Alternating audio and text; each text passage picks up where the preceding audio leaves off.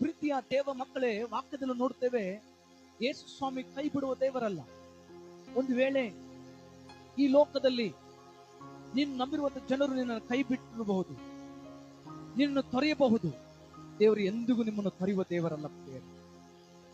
ನೀನು ಕಷ್ಟಗಳಲ್ಲಿ ಮುನಿಗು ಹೋಗುವಾಗ, ಸಮಸ್ಯೆಗಳಲ್ಲಿ ನೀವು ಅಲೆಯುವಾಗ ದೇವರು ನಿಮ್ಮನ್ನ ಕೈ ಹಿಡಿಯುವನಾಗಿದ್ದಾನೆ. ಕಷ್ಟದಲ್ಲಿ ನಮ್ಮನ್ನು ಯಾರು ಕೈ ಹಿಡಿಯುವುದಿಲ್ಲ, ಕಷ್ಟದಲ್ಲಿ ನಮಗೆ ಯಾರು ಸಹಾಯ ಮಾಡುವುದಿಲ್ಲ ಅಂದು ನೀನು ಅನ್ಕೊಳ್ತಿರಬಹುದು. ದೇವರ ವಾಕ್ಯದಲ್ಲಿ ನೋಡ್ತೇವೆ, ದೇವರು ನಿನ್ನ ಕೈ ಹಿಡಿಯುವವನಾಗಿದ್ದಾನೆ. ಆತನು ಒಳ್ಳೆ ತಂದೆ ಆಗಿದ್ದಾನೆ. ಪ್ರೀತಿಯ ದೇವ ಜನರೇ, ವಾಕ್ಯದಲ್ಲಿ ನೋಡುತ್ತೇವೆ, ಪೇತ್ರನು ಮುಳುಗುವಾಗ ಯೇಸು ಸ್ವಾಮಿ ಮೇಲೆ ಎತ್ತಿನೆಂಬುದಾಗಿ ನಾವು ನೋಡುತ್ತೇವೆ. ನಿನ್ನ ಜೀವನದಲ್ಲಿ ಕೂಡ ನೀನು ಎಲ್ಲಿ ಕೆಳಗೆ ಹೋಗ್ತಾ ಇದೆಯೋ, ದೇವರು ಆ ಸ್ಥಳದಲ್ಲಿಯೇ ನಿನ್ನನ್ನು ಮೇಲೆ ಎತ್ತುವನಾಗಿದ್ದಾನೆ. ನಿನ್ನ ಪರಿಸ್ಥಿತಿಗಳನ್ನ ಆತನು ಬದಲಾಯಿಸುವ ದೇವರಾಗಿದ್ದಾನೆ. ನಿನ್ನನ್ನು ಯಾವ ಸಮಸ್ಯೆ ಮುಳುಗಿಸ್ತಾ ಇದೆಯೋ, ದೇವರು ಅಲ್ಲಿಂದ ನಿನ್ನನ್ನು ಮೇಲೆ ಎತ್ತುವನಾಗಿದ್ದಾನೆ. ಖಂಡಿತವಾಗ್ಲೂ ಯೇಸು ಸ್ವಾಮಿ ಕೈ ಬಿಡುವ ದೇವರಲ್ಲ. ಆತನು ಕೈ ಹಿಡಿದು ನಡೆಸುವಂತ ಒಳ್ಳೆ ಕುರುಬನಾಗಿದ್ದಾನೆ.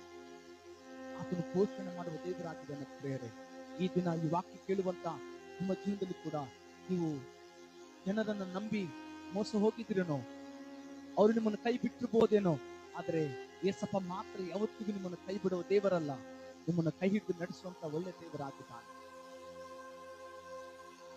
ಕಾರ್ಗತ್ತಲಿನ ಕಣಿವೆಯಲ್ಲಿ ನಾನು ನಡೆಯುವಾಗ ನೀನು ನನ್ನ ಹತ್ತಿರ ಇರುವುದರಿಂದ ನಾನು ಯಾವ ಕೇಡಿಗೆ ಎದುರುವುದಿಲ್ಲ ಎಂಬುದಾಗಿ ದಾವೀದನು ಹೇಳ್ತಾನೆ.